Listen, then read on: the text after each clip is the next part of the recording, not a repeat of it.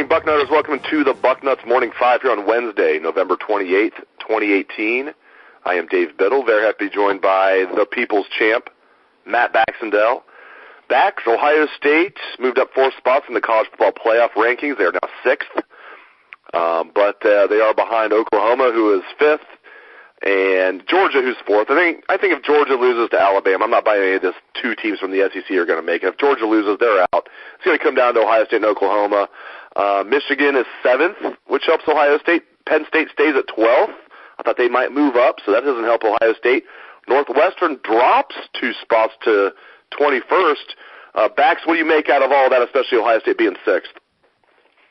Well, first things first, Northwestern dropping, I think, is emblematic of the committee's mindset, much like we saw Fresno State sneaking into 25th last year to give Alabama more resume cushion.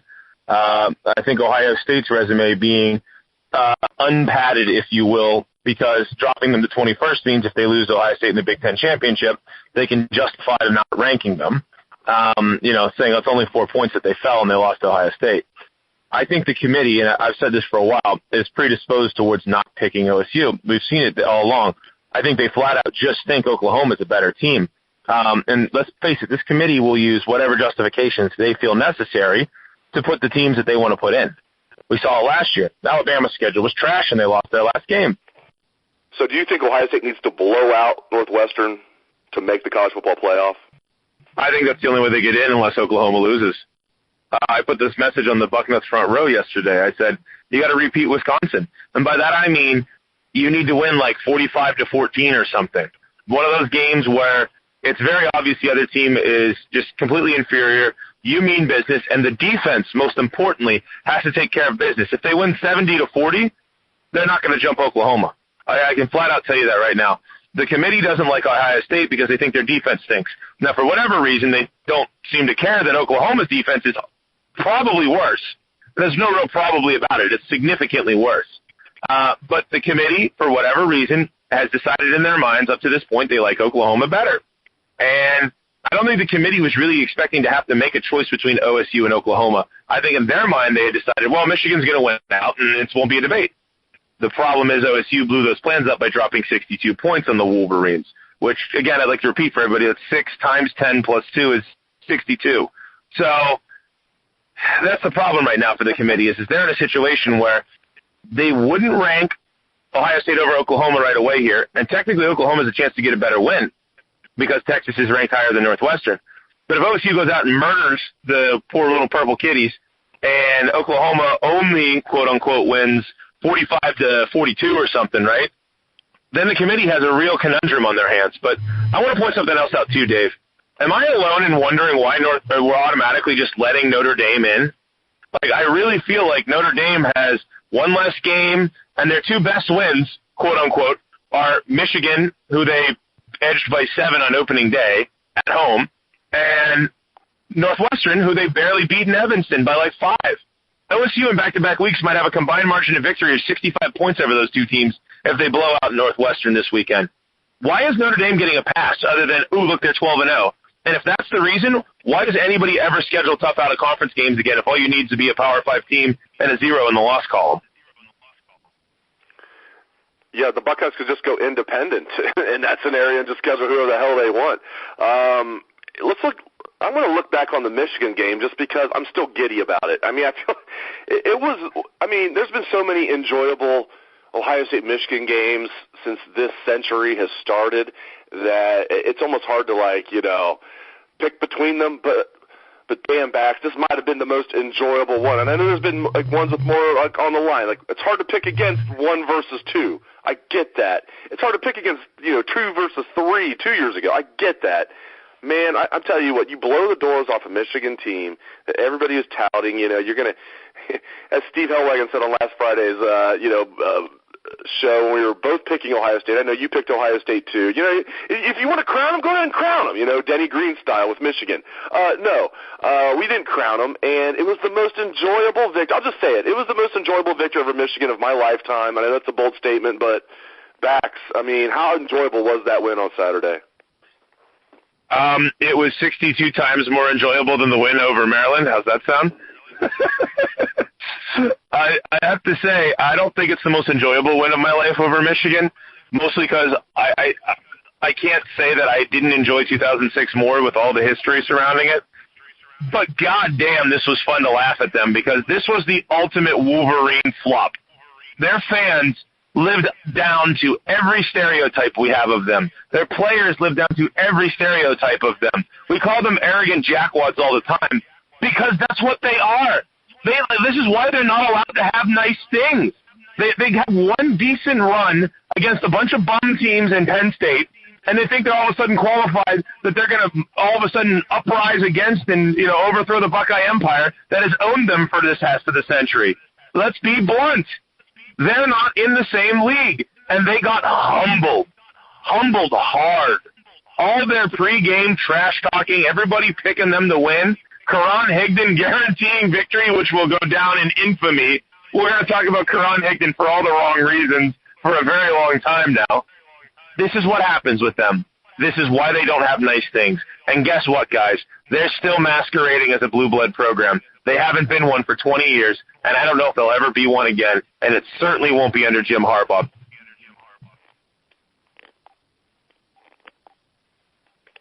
All right, before I let you go, let's look ahead to this Big Ten championship game. Northwestern, not a bad team. Clayton Thorson, I think he'll play in the NFL. I don't know if he'll be a starting quarterback, but he'll play in the NFL. Greg Schiano talked about that last night when you got a chance to interview Coach Schiano. Pat Fitzgerald, he always seems to get the most out of his players. They played Ohio State tough both times during the Urban Meyer era when they've met up. 2013, we remember that game, Carlos Hyde taking it over late, but looked like Northwestern was going to win for a while, but the Buckeyes won that game and famously covered too with the Joe Bosa play there. That was hilarious. And even 2 years ago, and the players and the coaches were talking about this last night at interviews, Northwestern gave them all they could handle in the horseshoe in 2016. So Northwestern, not a bad team at all, with a fifth-year senior quarterback who started 51 games. Pat Fitzgerald, good coach. Buckeyes favored by 13.5. So just give me your thoughts on that matchup. Are we overlooking Northwestern? And also discuss the one personnel change for Ohio State. It's due to injury, but Demetrius Knox going down with the injury, Wyatt Davis taking over at right guard. Package it up for me, Bax. All right, so Northwestern doesn't suck at football. Really nice run recently in the Big Ten. Northwestern also lost to Duke by double digits this year, lost to Akron, which is Akron's first win since the 1800s over any team in the Big Ten, and then they went out and played that tough game against Notre Dame. Northwestern is the most schizophrenic program in the Big Ten because they do things like lose to Akron but win the Big Ten West. They're a conundrum. They're like, what was that Skittles commercial where he's like, you're Scotch Korean. It doesn't make sense. Well, that's exactly what Northwestern is. They don't make sense. But on the other hand, they're a good team. I also don't really buy the Clayton Thorson as an NFL starter hype, but let's face it, Brent Bazinet played in the NFL, so who knows what happens with Northwestern. Another one of those conundrums. In the end, they're a nice team. They're a good team even. They are not the kind of team that should be in a situation where they can give Ohio State a significant and serious challenge when Ohio State is playing like they did against that school at North last week, and everything this year is on the line for them. If their defense goes out and plays a great game, everything is on the line for them if they go out and they take care of business and win by 3 or 4 touchdowns. So, yes, Northwestern is a nice team. I don't want to take that away from them. They are the Big Ten West Division champions. They are also not in the same caliber as OSU. 13, I'll take the over all day for Ohio State because this is a game where OSU knows damn well if they go out and they repeat Wisconsin, they have a very nice chance of getting into the national championship picture. And that's the other thing. If they go out and they beat up on Northwestern, the committee can say, hey, guys, we all have questions about them all year. Look at those last 2 games. Nobody in the country finished stronger than OSU. So, Northwestern, you want to be blunt? If Ohio State plays their best game, Ohio State kills them. It's whether they decide to play down to the competition again this year or whether they really have turned the corner with the win over Michigan.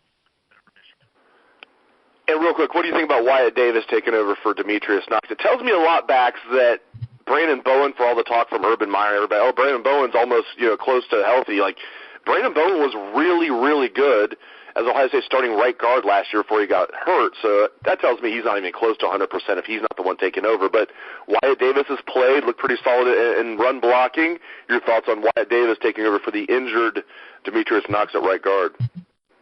Yeah, I think this is more a function of Bowen's probably healthy enough that, like, if they needed a body to put in there, they'd put him in. But Davis is just sharper right now.